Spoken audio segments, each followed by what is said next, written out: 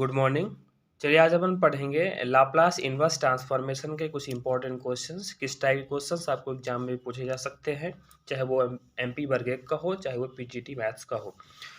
इसके पहले हमने लाप्लास ट्रांसफॉर्मेशन और बेसल्स और लेजेंडर्स पे हमने प्रैक्टिस सेट आपको प्रोवाइड कराया था डिफरेंशियल कैलकुलस से। तो डिफरेंशियल कैलकुलस का एक और टॉपिक हम ले रहे हैं, लाप्लास इनवर्स ट्रांसफॉर्मेशन। इसका वीडियो हमने पहले ही आपको प्रोवाइड करा दिया है। आज हम प्रैक्टिस सेट्स करेंगे, प्रैक्टिस के क्वेश्चंस करेंगे, बाकी टॉपिक हमने पहले ही कंप्लीट कर दिया है। The Laplace of the value of Laplace inverse S upon 2s² minus 8 is. Laplace inverse S upon 2s² minus 8 का मान है cos hyperbolic 2t, sine hyperbolic 2t, 1/2 sine hyperbolic 2t और 1/2 कॉस हाइपरबोलिक 2t। इनमें से कौन सा option सही है? अगर आपको इसके फार्मूले, इसके थ्योरम्स अगर समझ में आ रही है, नहीं आ रही है, तो आप हमारे वीडियोस को जाकर के देख लें और हमारे चैनल को आप सब्सक्राइब जरूर करें। Laplace inverse of s upon 2s² minus 8।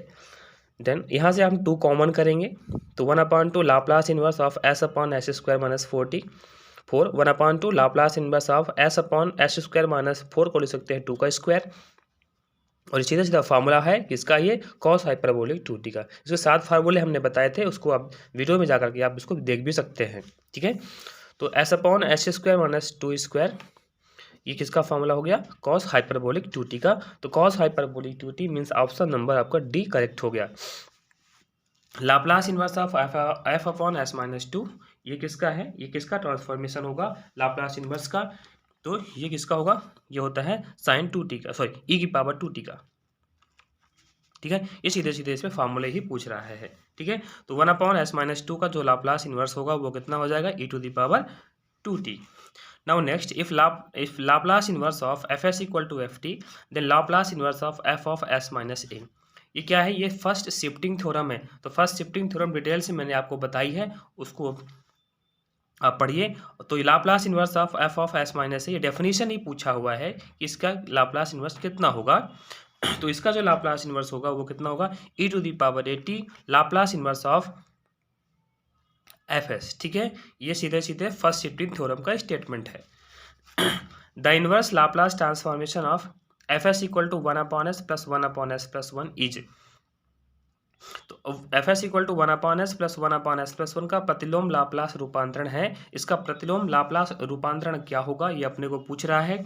तो 1/s, ठीक है, 1/s का जो लाप्लास रूपांतरण होता है, लाप्लास इनवर्स होता है, वो होता है 1 प्लस 1/s प्लस 1 का हो जाएगा e to the power minus t।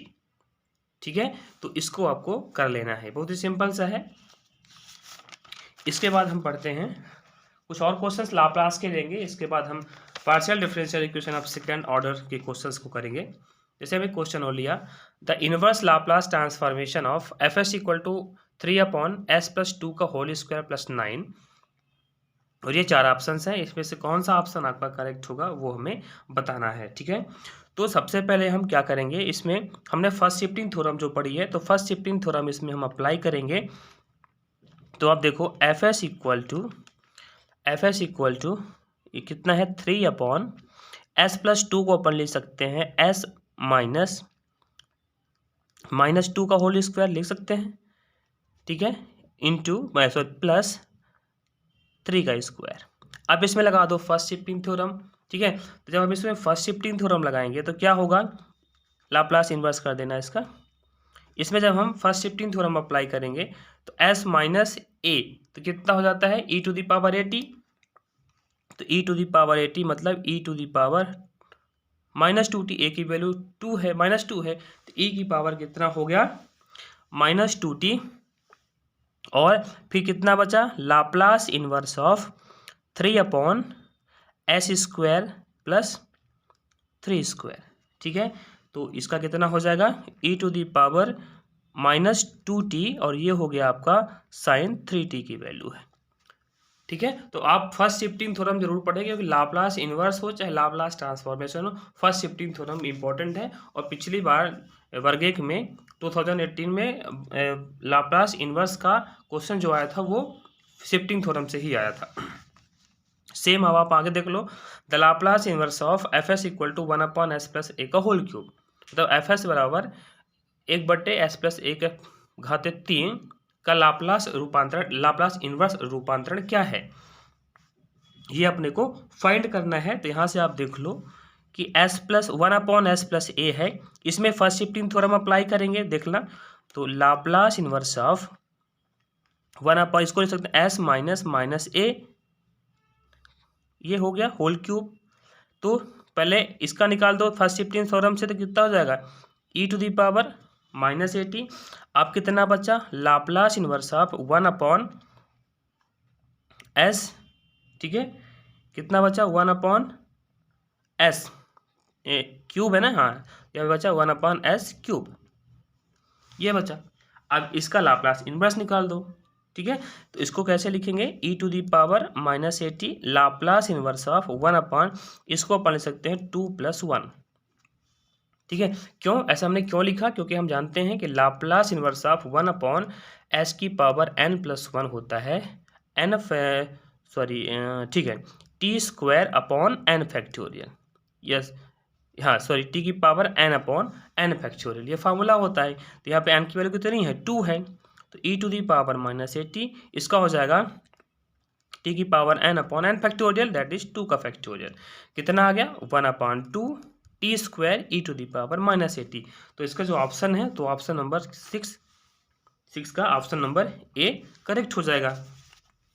Same है, the values of e⁻t e⁻t is,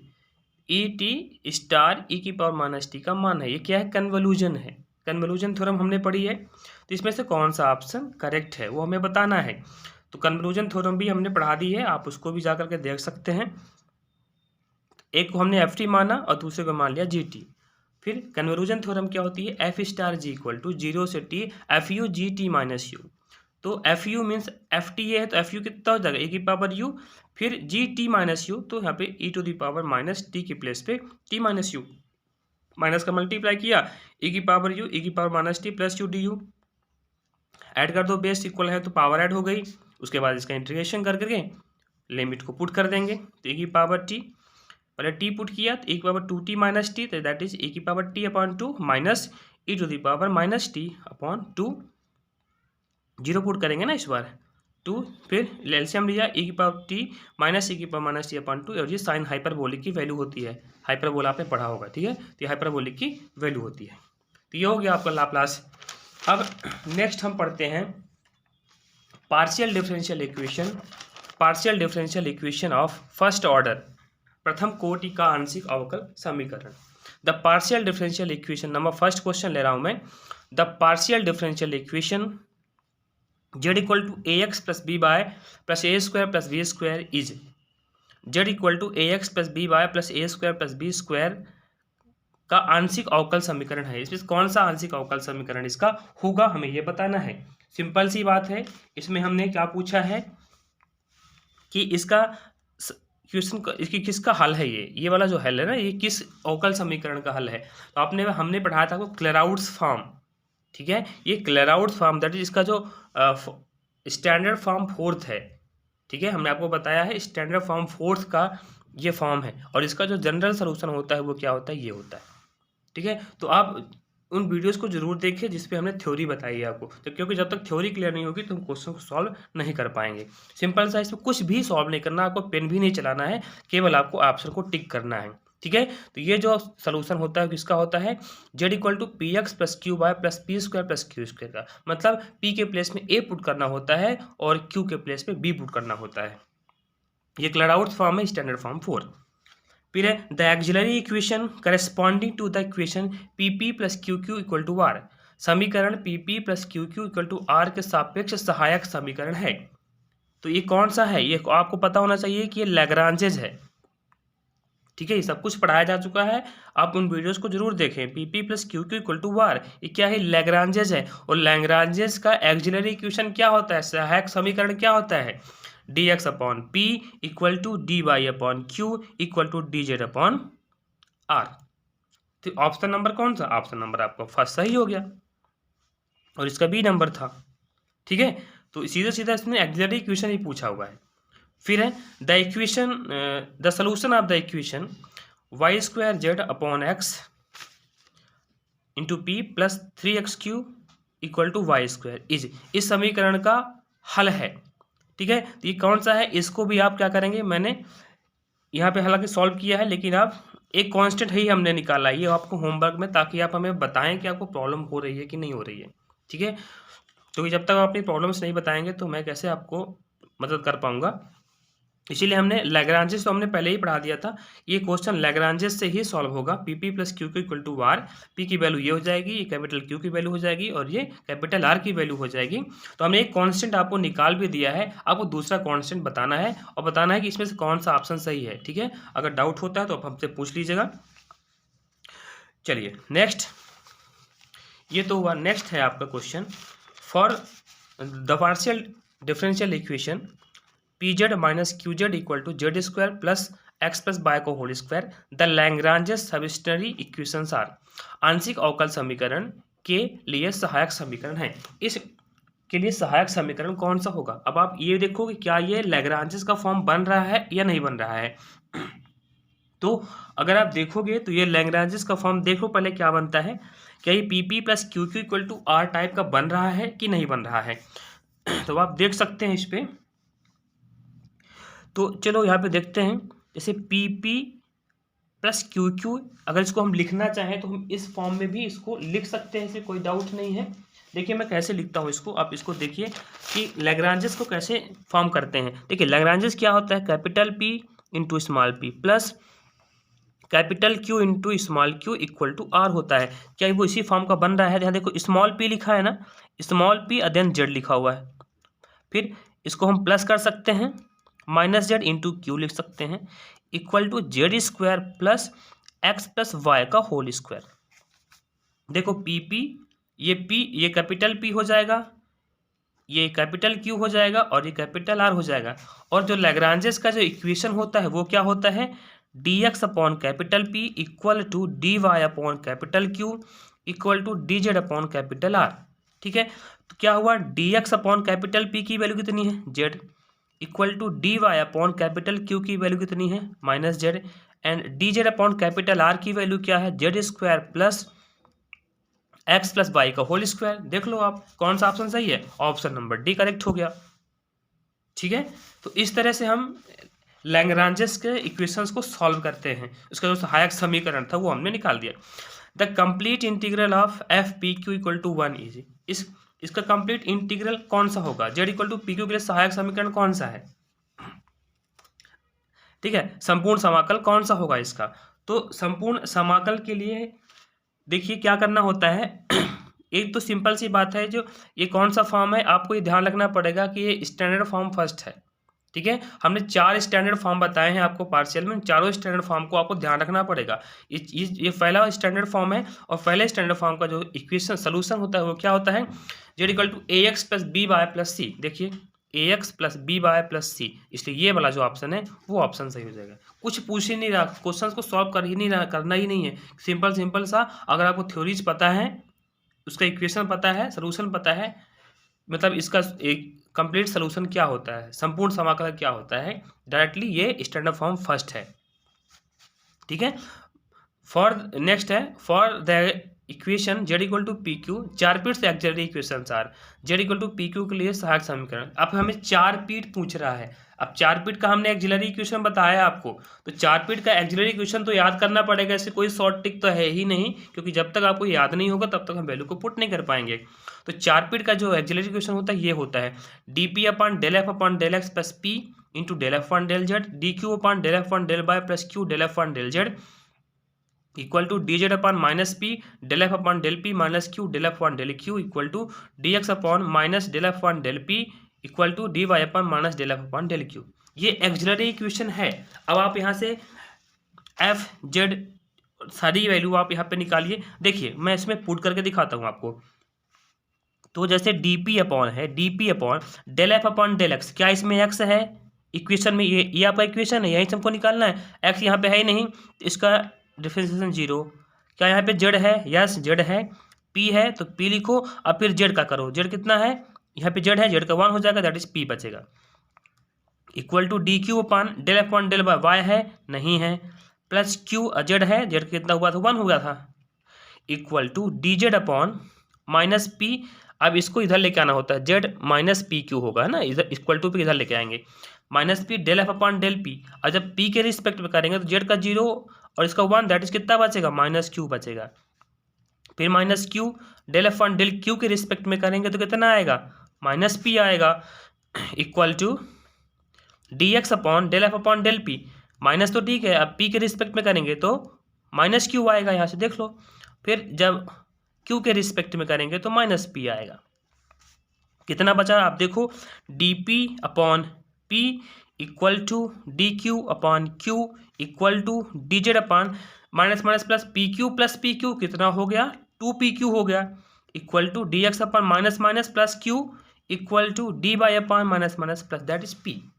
तो अभी देख लो कि कौन सा ऑप्शन सही है, तो इसका कौन सा ऑप्शन सही होगा, डी पी अपान, ये देखो फर्स्ट नंबर का ऑप्शन आपको मिल गया। तो 4 पीट का पहले आप ये एक्सिलरी इक्वेशन याद करें, सहायक समीकरण याद करें, उसके बाद आप वैल्यू को पुट करें, वो तो हो जाएगा। ठीक है, ऐसे क्वेश्चन आते हैं पेपर में। ठीक है, फिर नेक्स्ट है कुछ और क्वेश्चन अभी करते हैं। The general solution of the linear equation is, ये भी आपको याद रखना है कि लीनियर इक्वेशन का जो जनरल इक्वेशन होता है समीकरण, पहले इसको कर लेते हैं, चलिए उल्टा शुरू करते हैं। 10 number, the general solution of the linear equation is, क्या होता है आपको याद रखना पड़ेगा, ये सब हमने बताया है आपको। 5uv इक्वल टू 0 नहीं बन रहा है, आप थ्योरी को देख लीजिए वीडियो वाला में जो हमने वीडियो अपलोड किया। इन पार सीधा सीधा पूछा था general solution of the linear equation is, आपको केवल टिक करना है, आपको अगर याद है तो टिक कर देना, कोई सोल्यूशन नहीं करना है इसका। In a partial differential equation F D D dash Z equal to F X Y, term D D dash means, अब डी डी डैश का मीन्स क्या होता है हमने बताया आपको वीडियोज, जब हमने थ्योरी पढ़ाई हमने बताया, डी का मतलब होता है एक्स के रिस्पेक्ट में डिफरेंशिएशन और डी डैश का मतलब होता है वाई के रिस्पेक्ट में डिफरेंशिएशन। तो कौन सा, del over del x del y, तो ये वाला ऑप्शन जो है आपका वो करेक्ट हो जाएगा। ठीक है, सेम ऐसे ही ये 12 नंबर है, one solution of the differential equation is, इसका एक सोल्यूशन डिफरेंशियल इक्वेशन का क्या होगा ये हमें बताना है। ठीक है, तो हमने ये क्या बन रहा है, ये एक्सिलरी इक्वेशन किसका है, ये एक्सिलरी इक्वेशन है लैग्रांजेस का। कोई भी ले लो आप, फर्स्ट 2 ले लो, तो d x upon y equal to d y upon d x, transpose कर दो इधर से इधर, that is x d x equal to y d y. अब कर दो इसका इंटीग्रेशन, लैग्रांजेस पढ़ा आपने, तो एक्स का हो जाएगा x square upon 2 equal to y square upon 2 plus कोई कांस्टेंट रद्द कर दो c1 अपॉन 2, 2 कट गया, ये x square minus y square equal to c1। ये किसका इक्वेशन है, ये सर्कल का है, दैट इज ये वृत्त है, ये आपका आंसर सही हो जाएगा। एक ही सोल्यूशन पूछ रहा था, हमने एक सोल्यूशन निकाल दिया। नेक्स्ट है इक्वेशन इज ऑफ ऑर्डर, इस इक्वेशन का ऑर्डर क्या है। ठीक है, इस सोल्यूशन का ऑर्डर, हमने ऑर्डर और डिग्री आपको दोनों बताई है। इसका ऑर्डर क्या है, हाईएस्ट डेरिवेटिव, आर स्क्वायर का मतलब क्या होता है, del 2z upon del x2, सब बताया जा चुका है, प्लस 2s का मतलब होता है del 2z upon del x del y, minus t का मतलब होता है del 2z upon del y2। तो हाईएस्ट डेरिवेटिव क्या है, 2 है, 2 बार डिफरेंशिएशन है, तो इसका ऑर्डर 2 हो जाएगा, इसकी कोटि जो है वो 2 हो जाएगी। Equation del 2z upon del x2 minus 2 del 2z upon del x del y plus del z upon del y को whole cube is of order. समीकरण की घात क्या है, इस समीकरण की घात क्या होगी। अब आप यहाँ पे देखो, जो हाईएस्ट डेरिवेटिव होता है उसी की घात देखी जाती है, उसी की पावर देखी जाती है। तो हाईएस्ट डेरिवेटिव ये है, इसकी घात कितनी है, इसकी घात 1 है, तो इसकी जो डिग्री है वो 1 हो जाएगी।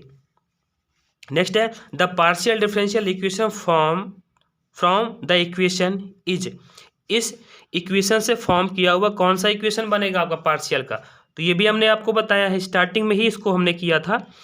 Z equal to x plus से फॉर्मेशन ऑफ डिफरेंशियल इक्वेशन, क्या करते हैं, एक बार डिफरेंशिएशन करो इसका, del z upon del x कितना होता है, पी के इक्वल होता है। जब हम एक्स के रिस्पेक्ट करेंगे तो यहाँ पे इसका तो 1 हो जाएगा, एक 0, that is 1 into y plus b, that is y plus b बचा। इसी का y के रिस्पेक्ट में करो तो जब y के रिस्पेक्ट में करेंगे तो x प्लस ए कॉन्स्टेंट होगा और y का 1 दैट इज 1 बचेगा, केवल y का 0 b का 0 हो जाएगा। अब ये क्या हो गया, ये p के q के इक्वल है ये, ठीक है। अब आप क्या करोगे, अब यहाँ से देखो हमें इसको एलिमिनेट करना है। किसको एलिमिनेट करना है, इसको। अब आप यहाँ से देखो कि x प्लस ए क्यू के इक्वल है और y प्लस बी पी के इक्वल है, तो इक्वेशन नंबर फर्स्ट में वैल्यू को पुट कर दो, तो z इक्वल टू इसके प्लेस में q p that is p q, z equal to p q, z equal to p q, ये आपका आंसर सही हो जाएगा, ठीक है। तो इस तरह से और भी क्वेश्चंस को हम सॉल्व करेंगे। तो आपको कोई भी डाउट्स होता है तो प्लीज़ आप हमें इन्फॉर्म करें, उसको बताएं। अब हमें इंस्टाग्राम में भी बता सकते हैं, उसकी लिंक मैं आपको प्रोवाइड कराऊंगा, तो वहाँ पर आप जैसे कोई भी क्वेश्चन आपको नहीं बन रहा है ना, तो या तो आप क्वेश्चन को लिख करके आप हमें टाइप करके भेज दें, या फिर आप उस क्वेश्चन की इमेज हमें भेज दें, तो उसका सोल्यूशन मैं आपको करा दूंगा। And thank you.